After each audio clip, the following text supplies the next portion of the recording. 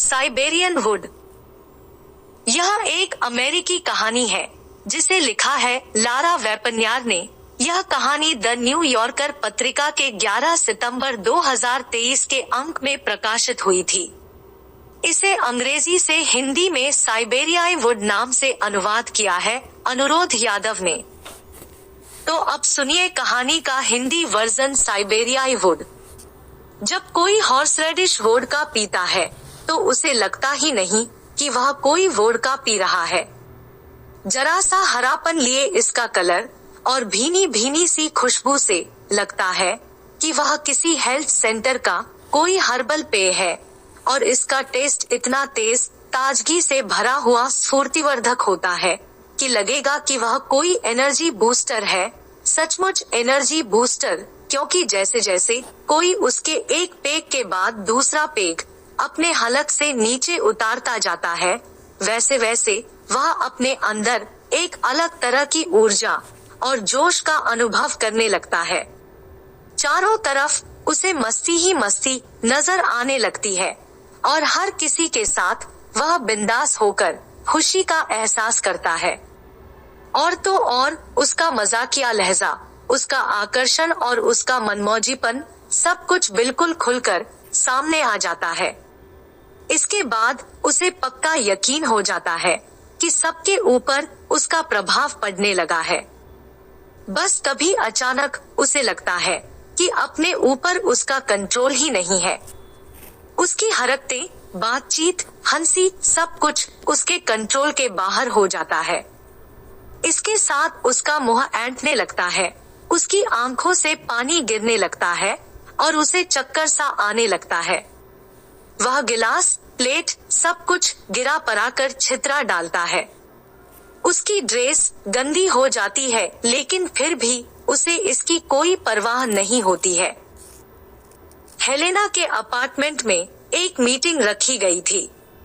इस मीटिंग का उद्देश्य सर्गेई को एक यूट्यूब चैनल बनाने में मदद करना था, जिस पर वे कला से संबंधित अपने लेक्चर अपलोड करने वाले थे। सर्गेई मूलतः रूस के रहने वाले थे और उन्हें कला, और उसमें भी खास तौर पर लकड़ी पर खुदी हुई कलाकृतियों के इतिहास की बहुत अच्छी जानकारी थी। वे एक यूनिवर्सिटी में प्रोफेसर थे। अपने कुछ अध्ययनशील विद्यार्थियों के साथ वे लकड़ी पर खुदी हुई कलाकृतियों को देखने के लिए दूर दूर के कई देशों के टूर पर भी जा चुके थे, जहां वे कुछ पुरानी कलाकृतियों की खोज करके नोट बनाते हुए, उन्हें समझाते हुए और देखे गए तमाम स्थानों और कलाकृतियों के बारे में बातें करते हुए बिता चुके थे। लेकिन YouTube इससे एकदम अलग चीज थी, इसलिए सर्गेई को यह विश्वास नहीं था कि वे इस प्लेटफॉर्म पर कुछ खास करिश्मा कर पाएंगे। लेकिन उनकी नई गर्लफ्रेंड फेडेरिका को लगता था कि उनका जादू यहाँ भी चलेगा। इसके लिए बस जरा सा उन्हें आत्महीनता की भावना से निकालकर उनके अंदर आत्मविश्वास जगाने की जरूरत है, ताकि वे अच्छी प्रकार से और यकीन के साथ अपने आप को प्रस्तुत कर सकें। सर्गेई की मदद के लिए हमारी मीटिंग बुलाने का आइडिया फेडेरिका का ही था। उस मीटिंग में सर्गेई को छोड़कर हम 4 लोग थे। एक मैं और दूसरे मेरे पति मार्क, हम दोनों पत्रकार थे। तीसरी हेलेना और चौथे अलेक्स। इन 2 लोगों की अपनी खुद की एक सफल ब्रांडिंग कंपनी थी। इसलिए फेडेरिका को लगता था कि हम चारों मिलकर सर्गेई की बहुत अच्छे से मदद कर सकते हैं। वह खुद भी हमारे साथ मीटिंग में रहने वाली थी, लेकिन आखिरी वक्त में उसने अपना रहना कैंसिल कर दिया, क्योंकि उसके किसी दोस्त ने उसे अपने ऑर्केस्ट्रा ग्रुप में सिंगिंग परफॉर्मेंस देने के लिए इनवाइट कर दिया। वह सिंगिंग में अपना करियर बना रही थी, तो उसने उस अवसर को छोड़ना अच्छा नहीं समझा। लेकिन मीटिंग में उसका न रहना हमारे लिए दुर्भाग्यपूर्ण रहा। हम जितने लोग मीटिंग में उपस्थित थे, वह सबसे उम्र में 20 साल छोटी थी, लेकिन उसके अंदर कुछ ऐसा खास था कि वह हम सब पर अपना प्रभाव छोड़ने में सक्षम थी, और वह शायद उसका हमसे उम्र में कम होना ही था। हम सारे लोग बाल बच्चे वाले थे। हमारे बच्चे बड़े हो चुके थे, लेकिन अपनी संतानें कितनी भी बड़ी हो जाएं, वे हर माता पिता के लिए छोटे बच्चे ही लगते हैं। पीते पीते जैसे हमने अपनी हालत बिगाड़ ली और पी करके टल्ली हो गए। इस हालत में अगर हमारे बच्चे हमें देख लेते तो हम चुल्लू भर पानी में डूब मरते। इसलिए फेडेरिका अगर मीटिंग में उपस्थित रही होती तो हम पीते भी तो इतना तो नहीं ही पीते, यह तो एकदम निश्चित है। मैंने हेलेना से कहा, अब आपको एहसास होने लगा है कि यह कोई बहुत बड़ी पार्टी नहीं है, यह तो बस 4-5 अधेड़ लोगों की पार्टी है। आपकी हरकतों को मार्ग दूर खड़े होकर देख देख कर कुटते जा रहे हैं और सर्गेई का चेहरा गुस्से से लाल हो रहा है, क्योंकि 2 घंटे से आप भद्दे भद्दे मजाक करके उनकी खिल्ली उड़ा रही है। दोनों अपने मुंह फेर कर दूसरी तरफ देखने की कोशिश कर रहे हैं, जबकि उन्होंने भी कोई कम पिया हुआ नहीं है। हॉर्सरेडिश वोडका की खुमारी से बाहर निकलने का वास्तव में एक ही उपाय है कि थोड़ा सा हॉर्सरेडिश वोडका और पी लिया जाए, लेकिन अब आप करेंगी क्या? बोतल तो पूरी खाली हो चुकी है। क्या यह एकदम खाली है? हेलेना ने खाली बोतल अपने हाथ में ले लिया और उसे जोर जोर से झकझोरने लगी, जैसे ऐसा करने से बोतल फिर से भरकर फुल हो जाएगी। तब एलेक्स ने कहा, एक बोतल में थोड़ा सा है, लेकिन मैंने उसे फ्रिज में डाल दिया है। वे अपनी गोद में बड़ी सी एक भूरी बिल्ली लिए हुए थे, जिसे उन्होंने अपने मुंह तक उठा रखा था, जिससे उनकी आवाज दबी दबी सी आ रही थी। शाम को अक्सर रोज ही वे उसे इसी तरह लिए लिए प्यार से खिलाते रहते हैं। उन्होंने जल्दी ही सेविंग करा रखी थी, इसलिए मुझे लगता है कि बिल्ली के बाल उनकी दाढ़ी में लगकर उसकी कमी पूरी किए दे रहे थे। एक अपेक्षाकृत कमजोर काली बिल्ली हेलेना की गोद में कूद पड़ी। एक तीसरी भी थी, लेकिन वह अधिकतर फर्नीचर के पीछे कहीं छुपकर बैठना पसंद करती थी। कृपया यह मत सोच लेना कि हम बिल्लियों के बहुत ज्यादा शौकीन हैं। दरअसल वे सब मेरे अंकल की बिल्लियां हैं, हेलेना ने कहा।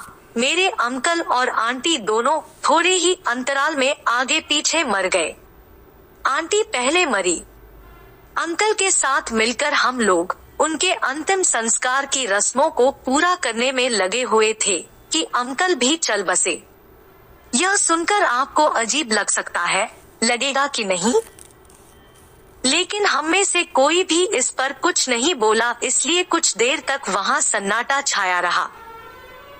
मार्क के गिलास की पेंदी में वोडका की कुछ बूंदें पड़ी हुई थी और मैं उसे ललचाई नजरों से देख रही थी।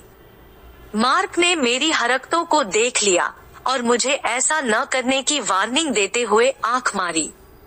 वे मेरे सामने ही टेबल पर बैठे हुए थे, लेकिन ऐसा दिखा रहे थे जैसे मुझसे बहुत दूर किसी दूसरे ग्रह पर हो। जब दूसरे लोग साथ में रहते हैं तो वे ऐसा ही करते हैं। ऐसा करके वे मुझे भयभीत करते रहते हैं, ताकि घर पर जो संबंध हमारे बीच चल रहा है वह बाहर किसी को मालूम ना पड़े। आत्मीयता के अभाव में कोई भी स्वतंत्रता का अनुभव नहीं कर पाता है, उसके साथ ही साथ वह हरदम असुरक्षा और असहज महसूस करता है। अपने भय को दूर भगाने के लिए मैंने मार्क के गिलास को लेकर अपने मुंह के ऊपर उल्टा लटकाए रखा, जब तक कि उसमें बचा हुआ वोडका बूंद बूंद करके मेरे मुंह के अंदर टपक नहीं गया।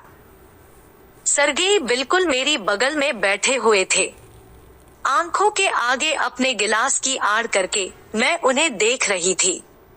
उस पार्टी में हम जितने लोग शामिल हुए थे, वे हम सभी लोगों में सबसे लंबे और दुबले पतले थे। कुर्सी पर बैठे होने पर उनके पैर टेबल के नीचे बुरी तरह से मुड़े हुए थे। वे बहुत असहज और घबराए हुए से लग रहे थे, जैसे प्रेमिका साथ न होने पर कोई भी दिखलाई देता है। देरिया जब से उनको यहाँ पर छोड़कर गई थी, तब से वे इसी रूप में दिखाई देते थे। उनकी तरफ से मैंने नजर घुमाकर टेबल पर खुली पड़ी नोटबुक को देखा। उस पर कहीं कहीं तेल मसाला पुत गया था और लिखा हुआ साफ दिखाई नहीं दे रहा था। उसे लिखा हेलेना ने था, लेकिन आइडिया मेरा और मार्क का था। नोटबुक और पेन की तरफ अपना हाथ बढ़ाते हुए मार्क ने कहा, अब हमें काम की बात करनी चाहिए। तो हेलेना ने कहा, हाँ, अच्छा तो हम कहाँ थे? सर्गेई की किताब के बारे में बात हो रही थी, मार्क ने कहा, और सर्गेई की ओर मुखातिब होते हुए पूछा, आपने अपनी किताब का शीर्षक क्या दिया है? साइबेरियाई वुड, सर्गेई ने कहा। क्या कहा? क्या साइबेरियाई? मैंने खिखियाते हुए कहा। दरअसल वुड का मतलब लकड़ी के अलावा लिंग भी होता है। हमने कुछ ज्यादा ही पी रखी थी और हमें चढ़ भी गई थी, तो हमने वुड का दूसरा वाला मतलब पकड़ लिया। साइबेरियाई वुड, सर्गेई ने फिर से दोहराया और आगे उसे स्पष्ट करते हुए कहा कि साइबेरियाई वुड का कोई जोड़ नहीं। साइबेरियाई वुड दूसरी लकड़ियों की अपेक्षा सुपीरियर होता है। खास तौर से बर्च का पेड़ प्रतिकूल वातावरण में भी पूरी तरह से बढ़कर तैयार हो जाता है और कलाकृति बनाने के लिए बहुत उम्दा माना जाता है, क्योंकि वह लंबे समय तक टिका रहता है और बहुत हार्ड होता है। इतना सुनते ही मैंने कहा, साइबेरियाई वुड, हार्ड साइबेरियाई वुड। सर्गेई, क्या यह कोई पोर्न बुक है? क्या आपने एक पोर्न बुक लिखी है? तो हेलेना भी उसी में सुर मिलाते हुए जैसे कविता की तरह रटने लगी। Super hard super would, give me super Siberian would. तब अलेक्स भी जोर जोर से हंसने लगे। अभी तक वे बिल्ली को अपनी गोद में लिए हुए थे। उनकी गोद में वह भी हिलने लगी और मुझे तो इतनी जोर की हंसी छूट गई कि मेरे कांटे चम्मच से हेरिंग का एक टुकड़ा छिटक कर सर्गेई के ऊपर जा गिरा। उन्होंने उसे धीरे से उठाकर अपनी प्लेट के किनारे पर रख दिया। हेरिंग के मसाले से उनका घुटने पर पैंट खराब हो गया था और वह हिल रहा था। फेडेरिका ने उनके सिर के बाल भी एकदम छोटे छोटे कटवा दिए थे, जिससे वे एक बेवकूफ किस्म के स्कूली लड़के लग रहे थे। यकायक मुझे झपकी सी आने लगी, तो मार्क ने कहा, क्यों नहीं तुम जाकर लेट जाती हो? किसी तरह मैं उठकर खड़ी हुई और खिड़की के पास तकिया के साथ एक सोफा पड़ा हुआ था, उसकी तरफ बढ़ी। अलेक्स ने कहा, अरे रुकिए, उस पर बिल्ली के सब बाल लगे हुए हैं। मैं आपको दूसरा तकिया दे रहा हूँ। लेकिन मैं जाकर उसी पर लेट गई और जब लेट गई तो उठी नहीं और फिर वे लोग आपस में बातें करने लगे। उनकी बातों के केंद्र में सर्गेई ही थे। हेलेना ने सर्गेई से पूछा, क्या यह सच है कि अब तक आप 6 शादियां कर चुके हैं? किसी के मुंह से तो मैंने यह सुना है। मुझे पता है कि वह कौन है, मैंने ही उसे बताया था। मैं अपनी जगह लेटे लेटे ही बोली, 6 शादियां कर चुके हैं? अरे सर्गेई साहब, तब तो गजब, अलेक्स ने कहा। लेकिन इस पर सर्गेई ने सफाई देते हुए कहा, कोई आदमी कितनी शादियां करता है, इसके लिए पूरी तरह से औरतें ही जिम्मेदार होती है। तब मुझसे रहा नहीं गया, मैं सोफे पर पड़े पड़े ही बोल पड़ी, नहीं देखिए, बात मत बनाइए। आपने जितनी शादियां की है, हम तो उन्हें गिनेंगे। जो शादियां की गई है, हर हाल में उन्हें गिना ही जाएगा। दरअसल सर्गेई की बीवियों की गिनती करना मुझे बड़ा अच्छा लगता था, क्योंकि इससे मुझे कुछ सुकून मिलता था, क्योंकि मैं मार्क की चौथी बीवी हूँ। सर्गेई की बीवियों की गिनती करके मुझे तसल्ली मिलती थी कि चलो मैं कम से कम 6वीं तो नहीं हूँ। सर्गेई की 6ठी बीवी डेरिया थी। पहले वह मार्क की फ्रेंड थी। यह बात मुझे तब पता चली जब मैं और मार्क ने शादी कर ली। लेकिन डेरिया से मेरी मुलाकात शादी के 1 साल के बाद संभव हो पाई, क्योंकि उन दिनों वह कहीं यूरोप में रह रही थी, लेकिन मार्क उससे बराबर बात करते रहते थे। वे उससे ऐसे बात करते थे जैसे वह हूर की कोई परी हो। वैसे वह बहुत खूबसूरत थी। अपनी खूबसूरती के बल पर वह जिससे जो चाहती थी लेकर ही मानती थी, क्योंकि उसे कोई मना नहीं कर सकता था। 20 साल पहले पूर्व सोवियत यूनियन की पार्टी में मार्क डेरिया से पहली बार बोस्टन में मिले थे। वह वहां सबके आकर्षण का केंद्र बिंदु थी। तब वह इतनी खूबसूरत और बातूनी भी नहीं थी। वहां उसके आकर्षण की वजह था उसका लंबा कद। वहां जितने लोग थे उन लोगों में वह सबसे लंबी थी, जैसे आम जामुन के बागीचे में कोई ताड़ का पेड़। डेरिया के दादा के बारे में कहा जाता था कि वे रूस के एक बहुत धनी आदमी थे और साइबेरिया में आकर बस गए थे। उसके माता पिता एक मशहूर कलाकार थे। वे लकड़ी पर खोदकर कलाकृतियां बनाया करते थे। उसके पिता के बारे में कहा जाता है कि सोवियत सरकार ने उनकी कलाकृति को एक बड़े सरकारी पुरस्कार से सम्मानित भी किया था। ऐसा कहा जाता है कि डेरिया के पिता एक सनकी किस्म के आदमी थे और उन्हीं की वजह से वह 16 साल की उम्र में घर छोड़कर भाग गई थी। कुछ साल इधर उधर रहने के बाद वह अमेरिका आ गई। अपने भरोसे और अपनी मेहनत के बल पर उसने किसी तरह यहाँ हार्वर्ड यूनिवर्सिटी में एडमिशन ले लिया। डेरिया को देखते ही मार्क उस पर लट्टू हो गए थे, लेकिन उसका ग्लैमरस एटीट्यूड देखकर उनकी हिम्मत नहीं पड़ रही थी कि वे उसे प्रपोज करें या उससे बात करें। तब उनकी दूसरी बीवी ने उन्हें हाल ही में छोड़ा हुआ था और अपनी बेटियों को लेकर वह एक दूसरे आदमी के साथ रहने लगी थी। मार्क को जहां तक याद आता है, पहली मुलाकात के दौरान डेरिया से उनकी बहुत कम बातचीत हुई थी, लेकिन उन्हें तब बड़ा अचंभा हुआ जब उसने एक दिन अस्पताल से अपने आप को पिक करने के लिए उनको फोन कर दिया।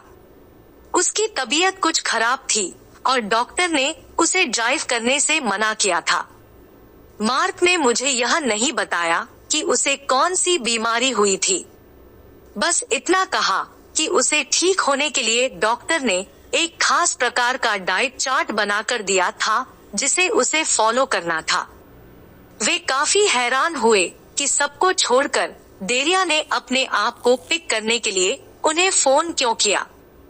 इस पर डेरिया ने कहा कि उसने पहली बार उन्हें फोन नहीं किया था। उसने तो पहले अपने कई दोस्तों को फोन किया, लेकिन सब ने इनकार कर दिया। तब लास्ट में उसने उन्हें फोन ट्राई किया था। मार्क डेरिया से हॉस्पिटल की लॉबी में मिले थे।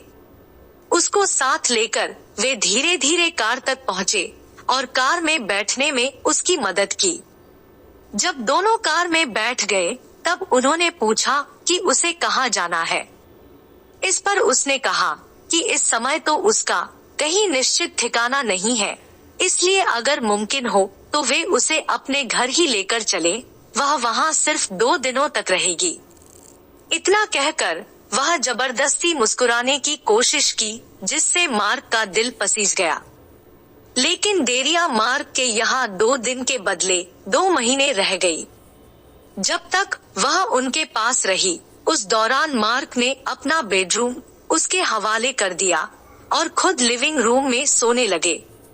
वे उसके कपड़े लॉन्ड्री में ले जाते ले आते थे, उसके खाने पीने की चीजें लाकर देते थे, भोजन बना दिया करते थे, रात में देर तक जागकर उसके स्कूल का काम भी करवा दिया करते थे, जबकि दिन भर वे अपनी ऑफिस में काम करके आते थे। मैं यह जानना चाहती थी कि उन दोनों का आपस में संबंध कैसा था। क्या उन दोनों में अंतरंग संबंध थे? तो मार्क ने बताया कि उनके बीच ऐसा कुछ भी नहीं था। दोनों की तरफ से इस प्रकार के किसी संबंध में बहुत ज्यादा दिलचस्पी नहीं दिखाई गई। हालांकि उन्होंने डेरिया से इसके लिए पहले 1-2 हफ्ते तक विनम्रता पूर्वक प्रस्ताव रखने की कोशिश की थी, लेकिन उसने बड़ी दृढ़ता से मना कर दिया और फिर कभी इस तरह का कोई प्रसंग नहीं उठा। फिर भी वे एक साथ रहते रहे और अच्छे दोस्त बने रहे। 2 हफ्तों के बाद डेरिया कुछ ठीक हो गई और अपने भोजन पानी की व्यवस्था खुद करने लगी। जब वह घर पर वापस आती थी तो उसके मुंह से भाप में पकाए गए भोजन की खुशबू आती थी। वह पूरी तरह से शाकाहारी थी और सभी प्रकार की सब्जियों के बारे में जानती थी। कभी कभी तो वह ऐसी सब्जियां बनाती थी कि मार्क उनके बारे में कभी सुने ही नहीं होते थे, जैसे चिकरी, कोलराबी, जापानी टर्निप इत्यादि। वह बराबर उनसे उनकी बेटियों के बारे में पूछा करती और बड़ी दिलचस्पी के साथ उनके बारे में सुना करती थी। अपने सपनों के अकॉर्डिंग जिस भी तरह का अपना परिवार और घर वह बनाना चाहती थी, मार्क को उसके बारे में बताती थी। उसका सपना था कि उसके घर के पीछे एक बड़ा सा अहाता होगा और वहाँ पर कुछ खाली जमीन होगी जिसे वह एक वेजिटेबल गार्डन के रूप में विकसित करेगी और अपने सुंदर और प्रतिभावान पति और ढेर सारे बच्चों के साथ मिलकर वह तरह तरह की सब्जियां उगाएगी। वह और उसका पति दोनों अपने बच्चों को शाकाहारी बनाएंगे। मार्क सोचते थे कि डेरिया का सपना मूर्खतापूर्ण और बनावटी किस्म का है, क्योंकि उसे परिवार के बारे में कुछ पता ही नहीं था। परिवार क्या होता है, परिवार कैसे चलता है, वह कुछ भी नहीं जानती थी। वह तो बच्चों की पिक्चर बुक के आधार पर अपना आइडिया बनाती थी। 5 सप्ताह के बाद डेरिया पूरी तरह से स्वस्थ हो गई और अपनी क्लास भी अटेंड करने जाने लगी, लेकिन तब भी वह अपने आवास पर जाने के बारे में जैसे इच्छुक ही नहीं थी। ऐसी बात नहीं थी कि डेरिया के रहने से मार्क को कठिनाई हो रही थी, लेकिन उन्होंने डेट करना शुरू कर दिया था और वे उन औरतों को अपने घर बुलाना चाहते थे। आखिरकार एक दिन उन्होंने डेरिया से पूछ ही लिया कि वह अपने घर कब जाएगी। यह सुनकर वह हैरान रह गई और कुछ आहत भी हुई, जैसे कि उसने सोचा ही नहीं था कि वहाँ से उसे सचमुच कभी जाना पड़ेगा। मार्क ने इस विषय पर फिर उससे कभी बात नहीं की और अगर मार्क की दूसरी बीवी फिर से वापस नहीं आई होती तो वे दोनों हमेशा के लिए साथ साथ रह रहे होते। दरअसल मार्क की दूसरी बीवी ने उनसे कहा कि उसने उन्हें छोड़कर बहुत बड़ी गलती कर दी है। वह दोबारा उनके पास लौटना चाहती है। मार्क डेरिया से यह बताने में डर रहे थे कि वह सुनकर कहीं बखेड़ा न खड़ा कर दे, लेकिन जब उन्होंने एक दिन उससे कहा तो वह खुशी से चीख कर उन्हें चौंका दिया। वह सच में प्रसन्न लग रही थी कि मार्क फिर से अपने परिवार को रखने पर राजी हो गए हैं, लेकिन उसका सीधा सा मतलब था कि उनकी बीवी के आने पर उसे उनका घर छोड़ना पड़ेगा। मार्क ने उससे कहा कि अगर उसे नया घर चाहिए तो वह उसे खोजने में उसकी मदद अवश्य कर देंगे, लेकिन डेरिया ने ही उन्हें यह कहते हुए मना कर दिया कि वह खुद अपनी व्यवस्था कर लेगी। उसने अपनी पहचान में कई लोगों को अनचाहा फोन किया और बात की और उनमें से एक जगह से उसे पक्का आश्वासन मिल गया कि वह उसके यहाँ आकर रह सकती है। जिस दिन वह शिफ्ट होने वाली थी तो मार्क उसे लेकर पहुंचाने गए। वे उसके बताए अनुसार शारन में एक खस्ताहाल घर के सामने पहुंचे। वहां एक छोटे कद की गंदी सी महिला अपने ढेर सारे बच्चों और भौंकते हुए कुत्तों के साथ दरवाजा खोला। उसके हाव भाव से लग रहा था कि वह डेरिया को अच्छे से पहचानती नहीं है। वहां डेरिया ओसारे में एक पाए की टेक लेकर खड़ी थी और जबरदस्ती मुस्कुराने की कोशिश कर रही थी, लेकिन वह औरत जरा भी नहीं मुस्कुरा रही थी। मार्क सोच रहे थे कि लंबे कद के लोग दुख में बहुत आसानी से टूट जाते हैं, जबकि छोटे कद के लोग अपेक्षाकृत दुख को आसानी से सहन कर लेते हैं। वे उसका बैग लेकर घर के पिछले हिस्से में स्थित एक अंधेरे से कमरे में रखने गए। जब वे वहां से वापस आए तो डेरिया लिविंग रूम में बिछी हुई एक दरी पर बैठकर उन बच्चों और कुत्तों के साथ कोई खेल खेलने लगी थी। उसने औरत से कहा, आपके बच्चे बड़े कमाल के हैं। यह सुनकर औरत पहली बार मुस्कुराई। देरिया वहां सिर्फ 4 महीने रही। अगर साफ साफ कहा जाए तो उसका रहने का यही ढंग था। किसी भी जगह वह स्थायी तौर पर लंबे अरसे तक नहीं रह पाती थी। वह खूबसूरत थी और उसकी खूबसूरती में गजब का आकर्षण था। जिसकी तरफ वह देख लेती थी या जिससे बात कर लेती थी, वह उसके ऊपर फिदा हो जाता था और वह इसी का फायदा उठा लेती थी। चाहे रहने के लिए घर देने की बात हो या खाना खिलाने की बात हो या गाड़ी में बैठा कर उसे कहीं पहुंचाना हो, उसके कहने भर की देर थी। यह सब उसके लिए कोई भी करने के लिए हर वक्त तैयार रहता था। क्या वह छल प्रपंच करने वाली औरत थी?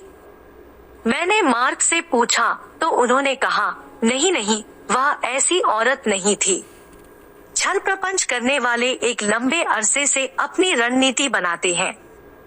ऐसा काम वह नहीं कर सकती थी क्योंकि उसे जो भी करना होता वह झटपट, बिना सोचे समझे, एकदम निडर होकर करती थी। देरिया दोस्त बनाने में बड़ी माहिर थी। वह एक मिशन के तौर पर लग करके किसी के साथ दोस्ती करती थी, लेकिन फिर बड़ी आसानी से उसे तोड़ भी देती थी। उसकी समस्या यह थी कि वह कुछ ही दिनों के बाद अपने दोस्त की परीक्षा लेने पर उतर आती थी। उससे इतनी ज्यादा डिमांड कर देती कि वह पूरी ही नहीं होती थी और तब वह उसके ऊपर धोखेबाजी की तोहमत लगाना शुरू कर देती थी। वह हमेशा बेशर्त दोस्ती करना चाहती थी। ऐसा प्यार तो लोग सिर्फ अपने माता पिता से करने की उम्मीद करते हैं।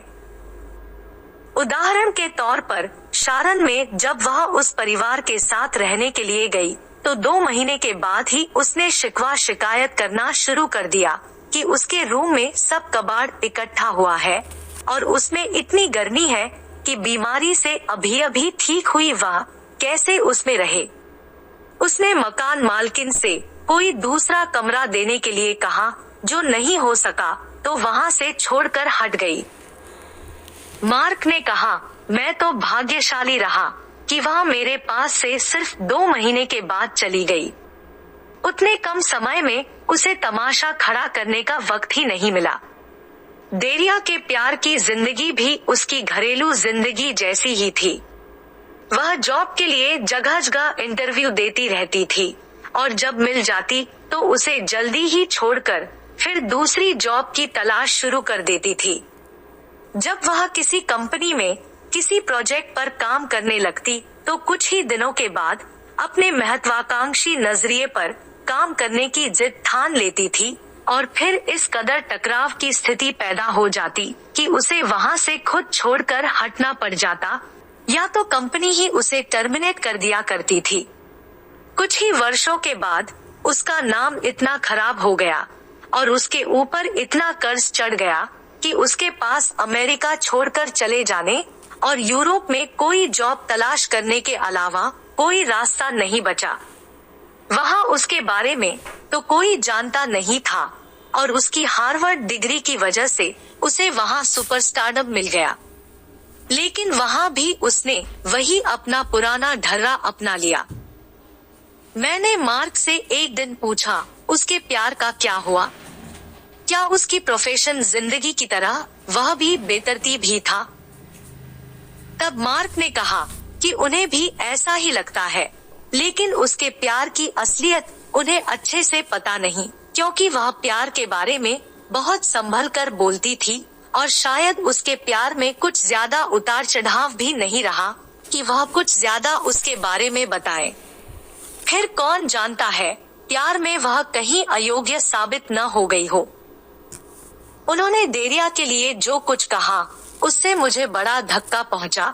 मेरा भी प्यार तो मार्क के बिल्कुल विपरीत बहुत ज्यादा उतार चढ़ाव वाला नहीं था, क्योंकि जिन लोगों के साथ मैंने प्यार किया वे ज्यादातर मेरे दोस्तों में से ही होते थे। वैसे खास तौर पर मेरे जीवन में 2 ही लोग आए, एक मेरा पूर्व पति और दूसरा मार्क। मेरा कहने का मतलब यह नहीं कि मैं प्यार के सर्वथा अयोग्य थी।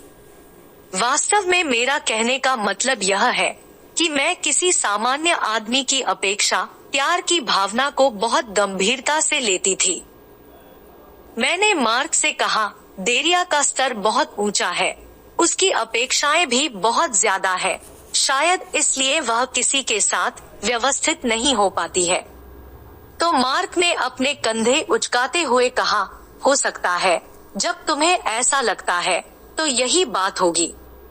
तब उस बातचीत के 1 साल के बाद डेरिया ने मार्क से यह कहने के लिए एक दिन बुलाया कि उसे स्थायी रूप से पूरे जीवन भर के लिए एक प्यार करने वाला जीवन साथी मिल गया है, जिसकी उसे बहुत दिनों से तलाश थी। वह उससे शादी करने जा रही है। वह दुनिया का सबसे लंबा, सबसे स्मार्ट, सबसे दयालु, सबसे बढ़िया और सबसे खूबसूरत इंसान है। इस तरह का कोई आदमी सचमुच अभी तक उसे नहीं मिला था। मुझे मार्क की बात पर पूरी तरह से यकीन था। डेरिया ने उनसे कहा कि सर्गेई से उसकी मुलाकात तब हुई थी जब वह उसके पिता की किसी कलाकृति पर काम कर रहे थे।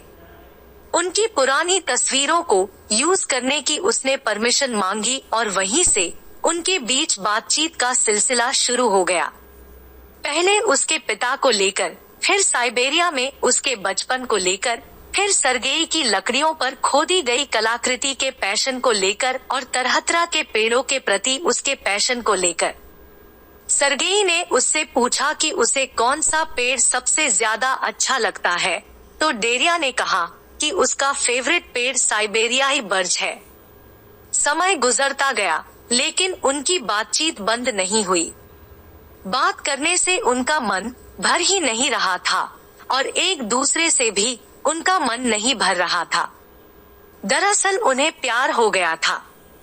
जब कोई किसी के बिना रह नहीं पाता है तो वही प्यार होता है। मार्क उनकी बातचीत को याद करते हुए कहते हैं, मुझे लगता है कि डेरिया की प्यार की परिभाषा बहुत ही सिंपल थी। उसका सिर्फ इतना मानना था कि जब कोई किसी से ऊबता नहीं है, किसी के बगैर रह नहीं पाता है, तो वही प्यार है। डेरिया ने बताया कि वह और सर्गेई अमेरिका आकर शादी करने वाले हैं। एक अच्छे जीवन स्तर के लिए वे अमेरिका आ रहे हैं। रूस में रहते रहते वह ऊब चुकी है, क्योंकि पुतिन की राजनीति और वहां मिलने वाले शाकाहारी व्यंजनों से उसे चिढ़ हो गई है। वह न्यूयॉर्क शहर में सेटल होने के बारे में विचार कर रही है, क्योंकि यहाँ प्राकृतिक सुंदरता के अद्भुत दृश्य वाले म्यूजियम और फॉर्म है। उसे पक्का यकीन था कि सर्गेई यहाँ कुछ बहुत बढ़िया कर लेंगे, क्योंकि यहाँ के लोगों को एक मशहूर और काबिल आर्बोरिकल्चरिस्ट और आर्ट हिस्टोरियन में दिलचस्पी जरूर होगी। यहाँ रहने के लिए उसने एक जगह भी तलाश कर ली। उसके एक पूर्व प्रोफेसर अपने घर में उसे एक बेडरूम देने पर राजी हो गए। उसने हमसे प्रतिज्ञा की कि जब भी वह न्यूयॉर्क में अच्छे से सेटल हो जाएगी तो हमसे आकर जरूर मिलेगी। डेरिया का जादू मेरे ऊपर नहीं चलने वाला है। वह कुछ भी करे, मैं इतनी आसानी से उसके झांसे में नहीं आने वाली हूँ। मैंने मार्क से कहा तो वे मुस्कुराते हुए बोले, चलो ठीक है, इसका पता तो चल ही जाएगा। चाहे जो हो, मैं डेरिया से मिलने के लिए बड़ी उतावली हो रही थी। मार्क के साथ मेरी शादी लव अफेयर के चलते हुई थी। ऐसा लव अफेयर जो अनचाहे और आशातीत बवंडर की तरह हमें अपने आगोश में ले लिया और हम दोनों को अपने अपने घर परिवार से अलग होना पड़ा और हमारी जिंदगी पूरी तरह से बदल गई। हम लोग एक ऐसे अपार्टमेंट में रहने को मजबूर हुए जो गंदा और अंधकार युक्त था और जिसमें सारे फर्नीचर के काम देसी स्टाइल में हुए थे। इसकी सिर्फ एक खासियत थी जो लगता था कि मुआवजे के तौर पर थी। उसका टेरेस एल्डोरेडो बिल्डिंग के टावरों की तरफ था। मैं और मार्क दोनों उसे लेकर हास्यास्पद स्तर पर गर्व महसूस करते थे, जैसे कि वह हमारा बच्चा हो। शादी तो हमने कर ली, लेकिन हमने फैसला कर लिया था कि हम दोनों बच्चे पैदा नहीं करेंगे। मार्क भी अधेड़ हो चुके थे और मेरे भी बच्चे इतने बड़े बड़े हो गए थे कि मैं उनकी भावनाओं को चोट नहीं पहुंचाना चाहती थी। मेरा एक बेटा कॉलेज में पढ़ाई कर रहा था और दूसरा इस साल कॉलेज में जाने वाला था, लेकिन औलाद तो औलाद ही होती है। वह कितनी भी बड़ी हो जाए, माँ बाप के लिए बच्चा ही रहती है। मैं सोचती थी कि उनकी भावनाओं को और ज्यादा चोट पहुंचाना अच्छा नहीं है। इतना ही कहाँ कम था कि मैं एक दूसरे आदमी के चक्कर में पड़कर उनके पिता को छोड़कर आ गई, लेकिन कम से कम अब इतना त्याग तो मैं कर ही सकती हूँ कि उनकी जगह किन्हीं और बच्चों को न दूं। इसलिए वह टेरेस ही हमारे बच्चों के जैसा था। हम उसे बहुत अच्छे से सजा कर रखते थे, उसकी साफ सफाई का ध्यान रखते थे।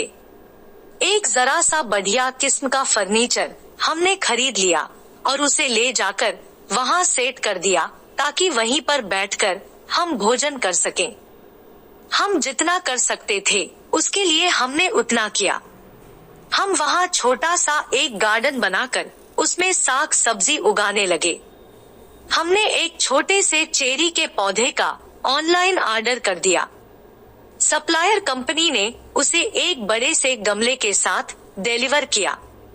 उसे सीढ़ियों से होकर 5वीं मंजिल तक ले जाने में हमारी दम निकल गई, क्योंकि उसे ले जाते वक्त हमारी सांसें रुक रुक जाती थी। हम दोनों सप्लायर कंपनी को पानी पी पी कर कोसते थे। उन दिनों को जब मैं याद करती हूँ तो मुझे बड़ा अजीब लगता है। ऐसा महसूस होता है जैसे तब हम बच्चों की तरह घर का कोई मूर्खतापूर्ण खेल खेल रहे थे, जो उस तरह का तो कदापि नहीं था जैसा कि डेरिया ने अपनी कल्पनाओं के घर की तस्वीर मार्क से साझा की थी। डेरिया हमारे यहाँ अकेले आई। सरगेई नहीं आए और उनके ना आने पर उनकी तरफ से डेरिया ने ही माफी मांगी और बताया कि वे मेट्रोपॉलिटन म्यूजियम की एक बड़ी महत्वपूर्ण मीटिंग में व्यस्त हो गए हैं। वह सीधे चलकर हमारे टेरेस पर पहुंची। उसका लंबा कद और उसकी शानदार शक्ल सूरत हमें भयभीत कर देती अगर उसके हाव भाव में एक तरह का अनाड़ीपन और उसके चेहरे पर कोमल मुस्कान ना रही होती। उसके रूप में क्या ही विलक्षण संजोग था। वह मां और एक बच्ची दोनों एक साथ लगती थी। वह मां की तरह सबसे प्यार करने वाली थी, सबको संभालने वाली थी, सबकी देखभाल करने वाली थी, लेकिन कभी कभी अपने मन का न होने पर वह आसानी से टूट जाती थी। उसके पहुंचते ही मेरा तो जैसे वजूद ही खत्म हो गया, लेकिन वह तुरंत मेरे पास आकर मुझे हर्ट होने से बचा लिया। वह बड़ी सावधानी से मेरे पास आई और मुझसे मेरे परिवार के बारे में तमाम बातें पूछी। मेरे काम को सराहा। शाकाहारी भोजन में जो कुछ मैंने तैयार किया था उसने उसकी तारीफ की और बंद गोभी का जो सूप मैंने बनाया था उसकी रेसिपी की जानकारी ली। आज तक किसी ने मुझसे किसी भोजन की रेसिपी के बारे में नहीं पूछा था। उसके बाद 1-2 पेग पीकर उसने मेरे कान में फुसफुसाते हुए कहा, आपके पूर्व पतियों की अपेक्षा आपका और मार्क का मैच बहुत अच्छा है। बहरहाल डेरिया उनमें से किसी से कभी नहीं मिली थी। तब उसने हंसते हुए कहा कि सरगेई के साथ उसकी पहली शादी है, जबकि सरगेई की 6वीं। क्या आपको लगता है कि सरगेई अभी तक 5 बीवियों को छोड़ चुका है? वैसे यह भी उसने हंसते हुए कहा, लेकिन मुझे लगता था कि वह सरगेई के पूर्व के जटिल जीवन को लेकर चिंतित थी। तब मार्क ने कहा, वह किस तरह का इंसान है मुझे अच्छी तरह से पता है। वह किसी औरत के प्रस्ताव को ठुकरा नहीं सकता है, लेकिन किसी एक के साथ बहुत ज्यादा समय तक रह भी नहीं सकता है। एक ही औरत के साथ रहते रहते जैसे उसे बेचैनी सी महसूस होने लगती है। उनकी बात मुझे तीर की भांति चुभ रही थी। मैंने उनका विरोध जताते हुए कहा, नहीं, ऐसी बात नहीं है। कुछ लोग बेमेल वैवाहिक संबंध निभाते रहने में अपना सामंजस्य स्थापित नहीं कर पाते हैं, इसलिए वे विवाह संबंध तोड़ देते हैं और अपनी पसंद का दूसरा जीवन साथी खोजने लगते हैं। देरिया ने कहा, क्या आपको मैं हक करूं? और जब उसने मुझे गले से लगाया तो गर्मजोशी भरे उसके आलिंगन के कसाव से मैं दंग रह गई। ऐसा लगा जैसे कृतज्ञता ने देरिया के रूप में मुझे गले से लगाया हो। तब मैंने भी उतने ही जोर से कसकर उसे गले से लगा लिया। तभी मैंने देखा कि मार्क मेरा उपहास उड़ाते हुए मुस्कुरा पड़े थे। मुझे पता था कि वे ऐसा क्यों कर रहे हैं।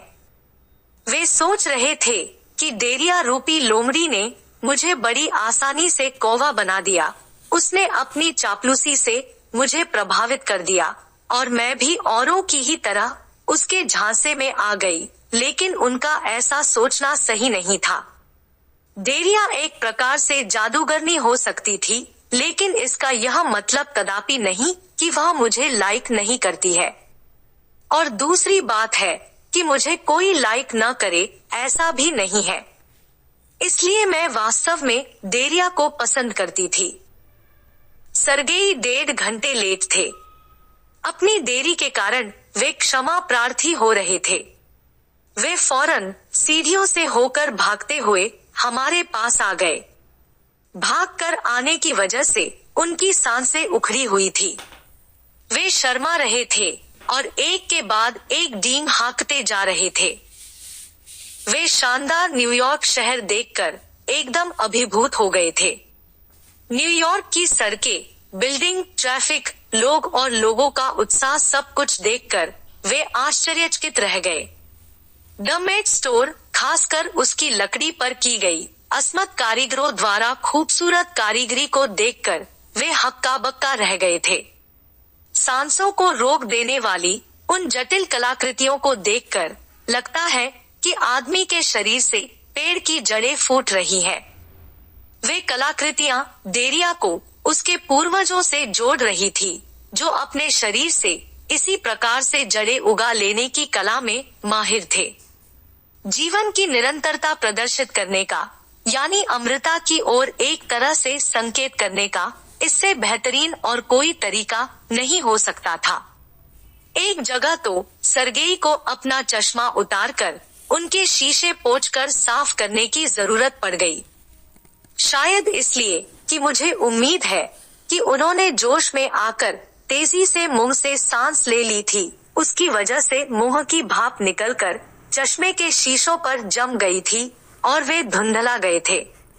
उन्हें साफ करके जब उन्होंने देखा तो उनके सामने दाहिनी तरफ एल्डोरेडो के जुड़वा टावर खड़े दिखाई दिए, जो विशाल, विलक्षण और सुनहरी रोशनी में नहाए हुए थे।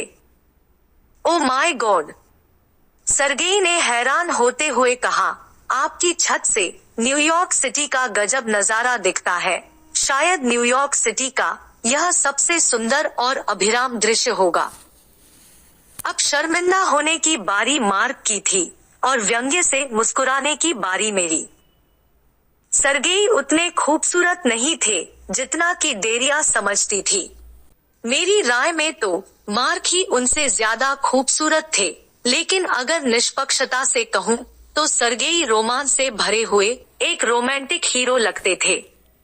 उनमें एक अलग तरह का आकर्षण था। उनका लंबा कद, स्लिम बॉडी, लंबे बाल और जोश से भरी हुई उनकी आवाज, सब कुछ उन्हें एक हीरो की तरह पेश करते थे, एक रोमांटिक हीरो। देरिया में भी लगभग यही सारी विशेषताएं थी। जब वे दोनों एक दूसरे के ऊपर अपनी बाहें डाले हुए और एल्डोरेडो के टावरों पर अपनी नजर गड़ाए हुए एक साथ खड़े हुए तो उन्हें देखकर कोई भी कह सकता था कि जोड़ी तो सचमुच इन्हीं दोनों की परफेक्ट है। सरगेई को सिर्फ एक चीज अच्छी नहीं लगी कि हमने उन्हें शाकाहारी भोजन परोस दिया। वे मुंह बिचकाते हुए बोले, आप लोग भी शाकाहारी निकले। मार्क ने कहा कि हमारे पास फ्रिज में कुछ सलामी है। यह सुनकर उनके मुख पर मुस्कान बिखर गई, लेकिन वे देरिया से डर रहे थे। उसकी परमिशन लेने के लिए वे उसकी तरफ देखने लगे तो उसने कहा, ठीक है, ले लो थोड़ा सा। उन्होंने बहुत शानदार ढंग से शादी की। कम खर्च में बड़ा अच्छा इंतजाम। वास्तव में उन्होंने इतना बढ़िया इंतजाम किया कि मुझे अपने निर्णय पर पछतावा होने लगा, क्योंकि मैंने फैसला किया था कि विवाह की रस्मों को सिटी हॉल में संपन्न किया जाएगा। सर्गेई और डेरिया विलियम्सबर्ग घाट पर शादी की कस्में खाए। वहां डेरिया के ज्यादातर दोस्त जमा थे। इस अवसर पर सबने अपनी पुरानी रंजिश बुलाकर शादी की रस्मों को निभाने में भाग लिया। मुझे ऐसा लगा कि वहां कुछ ही लोग एक दूसरे को जानते थे। सब में सिर्फ एक बात कॉमन थी कि उन्होंने कभी न कभी डेरिया को अपने यहाँ रहने की जगह दी हुई थी। इस समय उपस्थित लोगों में सबसे अच्छे आदमी उसके वर्तमान मेजबान ही थे। यह अक्टूबर का एक साफ दिन था। धूप खिली थी लेकिन ठंड भी थी। सूर्य की किरणें मेरी आंखों पर सीधे पड़ रही थी। इस वक्त मेरा गॉगल्स भी मेरे पास नहीं था, इसलिए मैंने अपनी आंखों पर अपने हाथों से आड़ कर लिया था। डेरिया अपनी शिफ्ट ड्रेस में कांप रही थी। सर्गेई ने जब उसे देखा तो उन्होंने अपनी जैकेट उतार कर उसे ओढ़ा दी, लेकिन तब वे खुद कांपने लगे तो मेहमानों में से किसी ने अपनी जैकेट उतार करके उन्हें दे दिया। इसके बाद वहां एक गजब का सीन क्रिएट हो गया। डेरिया ने जो जैकेट पहनी थी वह बहुत बड़ी थी और सर्गेई ने जो जैकेट पहनी थी वह बहुत छोटी थी। यह मुझे बड़ा नासमझी भरा काम फिर भी अच्छा लग रहा था। शादी की दफ्तरी कार्यवाहियों को करवाने वाली मिशेल मैडम एक नाटे कद की महिला थी। जब डेरिया अमेरिका आई तो उन्होंने ही उसको सबसे पहले अपने यहाँ रहने के लिए जगह दी थी।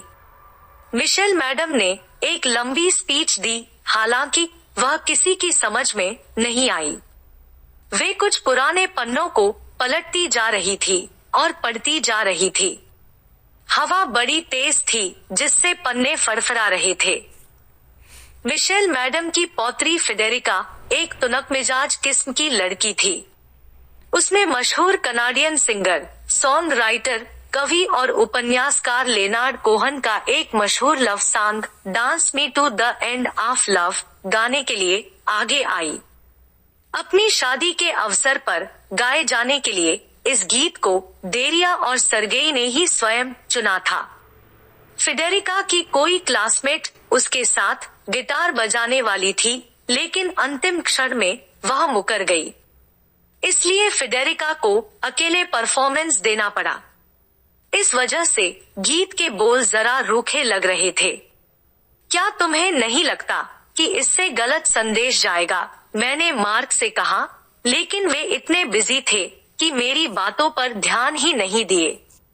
जब वह गा रही थी तो मेरे मन में आ रहा था कि कोई पति पत्नी उसके साथ डांस कर रहे होते तो ठीक लगता। मैंने अलेक्स और हेलेना से पूछा, क्या आप दोनों को यह पता है कि सर्गेई अपनी शादी के अवसर पर ही फेडेरिका से मिले थे? नहीं तो क्या कह रही है आप? हेलेना ने चौंकते हुए कहा, जबकि अलेक्स अपनी मुंडी हिला कर रह गए। मार्क मेरी तरफ हैरानी से देखने लगे, लेकिन मैंने उन्हें इग्नोर करते हुए कहा, उनकी शादी के अवसर पर फेडेरिका ने ही dance me to the end of love song गाया था। तब सर्गेई ने कहा, हाँ यह बात बिल्कुल सही है। मेरी मंगेतर किसी सिंगर की तलाश में थी जो फ्री में वह गाना गा सके, लेकिन शादी की कार्यवाहियों को करवा रही मैडम मिशेल ने ही अपनी पौत्री के नाम का सुझाव दिया, जो फेडेरिका थी। वैसे फेडेरिका की आवाज बहुत सुरीली है। मैंने कहा, क्या वह आपकी बीवी नंबर 7 बनेगी? इस पर सर्गेई ने कहा, मुझे नहीं लगता कि अब ऐसी नौबत आएगी कि मेरा कोई 7वां विवाह भी हो। हेलेना और अलेक्स दोनों को डेरिया से मिलने का मौका नहीं मिला, क्योंकि वे दोनों कोरोना की पहली लहर समाप्त होने के बाद हाल ही में हमारे मित्र बने थे। महामारी के दौरान सामाजिक दायरों की सीमाएं कहीं सिकुड़ी, कहीं फैली, कहीं मर्ज हुई और कहीं कहीं टूटी भी। हमारे कुछ दोस्त हमें छोड़कर चले गए, कुछ नए दोस्त अनजाने में आकर हमसे मिल गए। अलेक्स और हेलेना से हमारी दोस्ती ऐसे ही हुई थी। उनकी मुलाकात हमारे उस टेरेस वाले अपार्टमेंट पर नहीं बल्कि दूसरी जगह हुई। हमने एक दूसरा अपार्टमेंट लिया था क्योंकि टेरेस वाले मकान का मालिक हमें आगे कुछ और दिन रहने देने से इनकार कर दिया, तो हमें उसे छोड़कर दूसरा अपार्टमेंट लेना पड़ा जो उससे अच्छा था। सरगेई और डेरिया की शादी के 8 साल हो गए तो लोग मानने लगे कि यह तो एक चमत्कार ही हो गया। उनके जीवन में अनेक समस्याएं थी जिसमें मनी प्रॉब्लम सबसे बड़ी समस्या थी क्योंकि सरगेई को कोई स्थायी जॉब नहीं मिली। डेरिया उनकी मुलाकात कई महत्वपूर्ण लोगों से करवाती रही लेकिन बात नहीं बनी क्योंकि सरगेई की अंग्रेजी कमजोर थी और वह इम्प्रूव नहीं हो रही थी। कोशिश तो वे बहुत करते थे लेकिन सफलता नहीं मिल रही थी, जबकि डेरिया का मानना था कि वे कोशिश ही नहीं करते थे। ऐसे में उनकी आमदनी का जरिया सिर्फ उनकी कलाकृतियों का प्रकाशन था जो कुछ पत्रिकाओं में हो जाता था। उससे जो रकम मिलती थी बस वही उनकी आमदनी का जरिया था। डेरिया को तो जॉब आसानी से मिल जाती थी लेकिन वह किसी भी जॉब में ज्यादा दिनों तक टिकती नहीं थी। दोनों अपने दोस्तों के यहाँ ही रहते रहे, कुछ महीने इसके यहाँ, कुछ महीने उसके यहाँ। इसी तरह से उनकी जिंदगी कट रही थी। फिर भी किसी के यहाँ रह करके वह शांतिपूर्वक नहीं जाती थी। हर जगह रहते रहते कुछ न कुछ टंटा बखेड़ा हो जाता था जिसकी वजह से उन्हें छोड़कर दूसरी जगह जाना पड़ जाता था।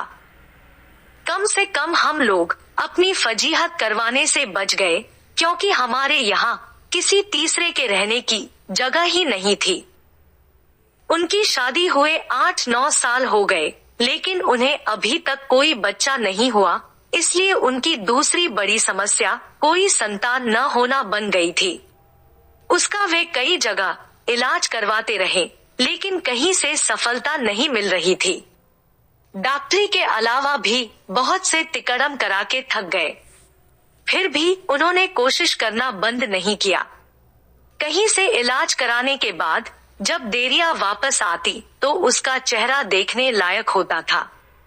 उस समय का जो भाव उसके चेहरे पर होता था वह मुझे भूलता नहीं है। वैसे डेरिया का दुख मेरी समझ के बाहर था क्योंकि मेरे दोनों बच्चे बहुत ही कम उम्र में हो गए थे, इसलिए संतानहीनता का दुख मेरी समझ में नहीं आता था। बच्चों के पालन पोषण में मैं इतनी बिजी हो गई थी कि संतानहीनता का कष्ट मेरी समझ में क्या आए। मैं दूसरी माँओं के साथ इस बात के डिस्कशन में हमेशा बिजी रहती थी कि बच्चों के पालन पोषण का सही तरीका क्या है। मातृत्व सुख प्राप्त करने के उपायों की अपेक्षा मेरे लिए बच्चे पालने की मुश्किलों की लिस्ट बनाना आसान था। जब जब डेरिया की माँ बनने की उम्मीद टूटती थी तब वह कई दिनों तक बिस्तर में सोई पड़ी रहती थी। किसी से बातचीत करना उसे अच्छा नहीं लगता था और सरगेई से 2-3 दिनों तक, कभी कभी तो 1-आध हफ्ते तक झगड़ती रहती थी। वह बेचारा तो उसके डर से इधर उधर भागता फिरता था, लेकिन दोनों एक दूसरे से इतना प्यार करते थे कि कुछ दिनों के बाद सब कुछ सामान्य हो जाता था। लेकिन कोविड की महामारी ने दोनों को अलग कर दिया। वैसे उन दोनों में से किसी को कोविड हुआ नहीं, लेकिन कोविड फैलने के कुछ ही समय पहले डेरिया को आइसलैंड की एक फर्म ने एक टेम्परेरी जॉब ऑफर कर दी और वह वहां जाने के लिए तैयार भी हो गई। वह सरगेई को भी अपने साथ लेकर जाना चाहती थी, लेकिन वीजा के प्रॉब्लम के चलते वे उसके साथ नहीं जा पाए। तब डेरिया को ही अकेले जाना पड़ा। हालांकि वह जॉब सिर्फ 6 महीने की थी, इसलिए वह सोच रही थी कि 6 महीने वहां रहकर वह वापस अमेरिका आ जाएगी। जाते समय उसने सरगेई के रहने का इंतजाम मिशेल मैडम के यहाँ कर दिया। उस समय उसने यह कहाँ सोचा था कि कुछ ही दिनों बाद दुनिया जहाँ की तहाँ थम जाएगी, सारे काम धंधे बंद हो जाएंगे, यूनिवर्सिटी में पढ़ाई लिखाई बंद हो जाएगी, पढ़ने लिखने वाले अपने अपने घर चले जाएंगे और ऑनलाइन पढ़ाई करेंगे। कोविड के ही चलते फेडेरिका, जो बर्कली कॉलेज ऑफ म्यूजिक में संगीत की पढ़ाई कर रही थी, वापस अपनी दादी मिशेल के पास रहने आ गई। कुछ महीनों तक डेरिया और सरगेई रोज जूम कॉल करके एक दूसरे से बातचीत कर लेते थे और अपनी जिंदगी की छोटी छोटी बातों को एक दूसरे से शेयर करते रहते थे।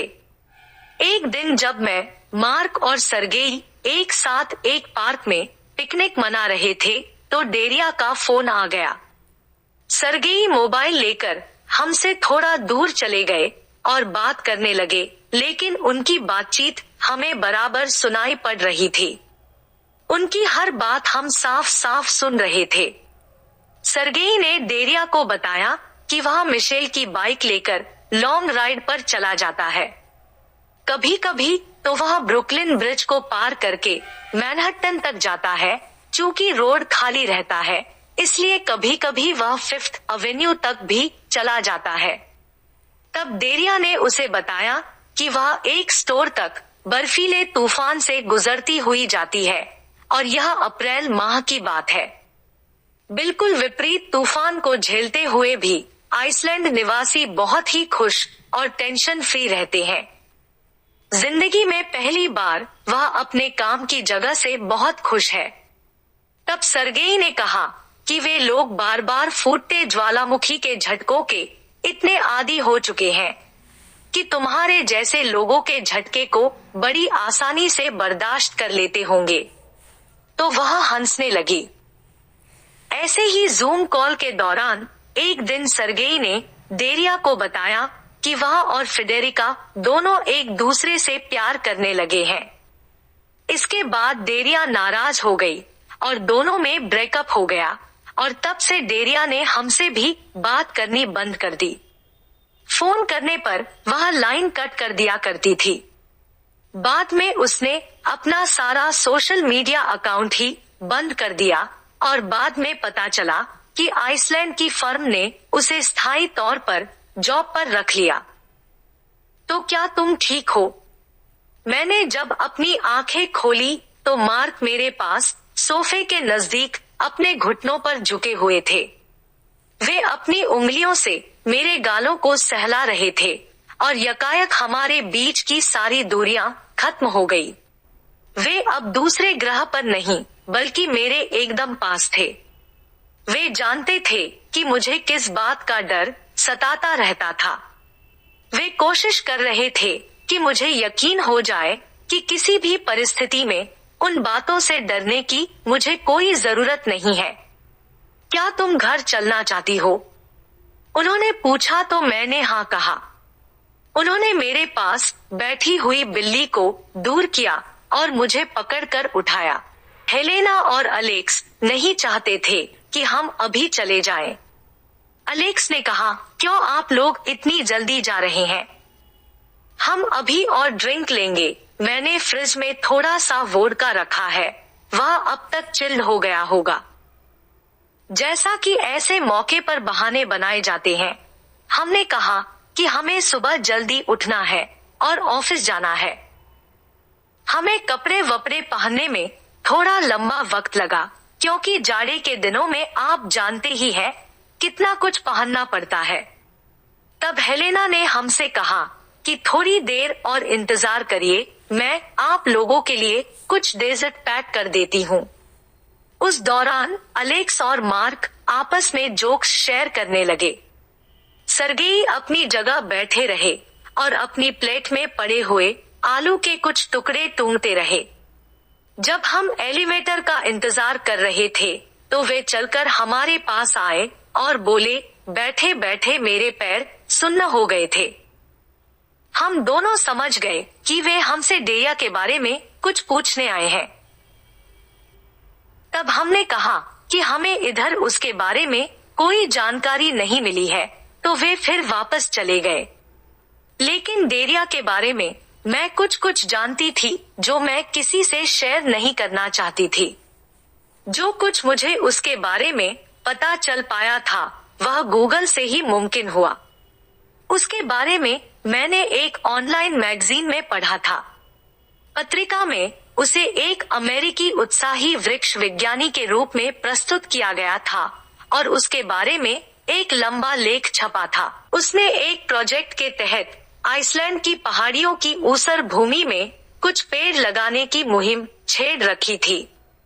उसकी एक तस्वीर भी छपी थी जिसमें वह ज्वालामुखी लावा के ढेर के बीच स्थित एक छोटे से पेड़ के पास झुकी हुई थी। उसका सिर एक तरफ लटका हुआ था और उसके चेहरे पर विश्वास से लबरेज मुस्कान फैली हुई थी, उस बच्चे की तरह जो मिट्टी में एक डंडा गाड़ता है। वह जिन परिस्थितियों का सामना कर रही थी उनमें कोई भी टूट कर बिखर सकता है, लेकिन उसकी जिंदादिली काबिले तारीफ थी। मैंने उस तस्वीर को अपनी मोबाइल में सेव करके रख लिया। कभी कभी खुशियों से भरे जीवन में भी संभाव्य या असंभाव्य दुख आ जाता है। मुझे यकीन था कि जब भी ऐसा कोई दुख मेरे जीवन में आएगा तो डेरिया की उस तस्वीर से मुझे कुछ संबल जरूर मिलेगा।